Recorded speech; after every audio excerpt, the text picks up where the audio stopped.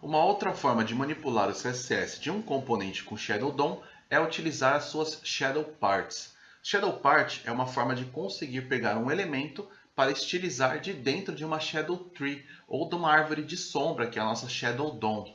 Mas para isso funcionar, o desenvolvedor que desenvolveu esse componente precisa explicitamente dizer que um elemento dentro dele é uma Shadow Part.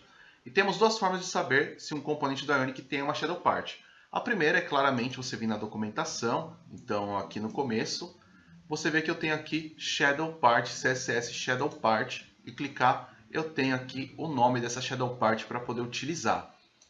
Da segunda forma, que é uma forma um pouco mais trabalhosa ou não, dependendo de como você prefere estudar e descobrir as coisas, é inspecionar o elemento. Então, se eu inspecionar aqui o meu Ion Button, então aqui eu tenho a minha Shadow DOM dentro desse Ion Button, minha Shadow Tree, que começa aqui a partir dessa Shadow Root. E dentro nós temos esse button, que como você pode ver, ele tem aqui um atributo Part com o nome de Native, que é o mesmo nome que nós temos aqui na documentação CSS Shadow Parts desse Ion Button. E é com esse Native que podemos acessar esse botão que eu tenho aqui dentro. E como eu acesso essa parte? Basta aqui no nosso código, eu posso utilizar o pseudoseletor de part, que recebe como argumento o nome da parte que queremos ter acesso, no nosso caso é o native. E eu vou escrever aqui então abaixo desse seletor de Ion Button que nós já temos, pois eu vou sobrescrever algumas regras que eu tenho declaradas nesse seletor acima.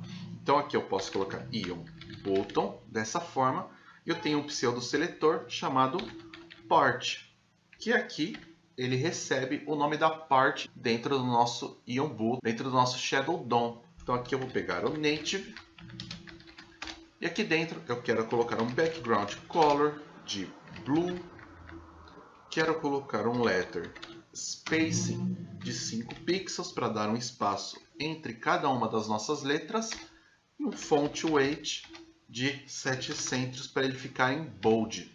Se eu salvar aqui, e veja que eu consigo utilizar regras comuns do CSS. Não é preciso mais utilizar as variáveis de CSS como eu fiz acima.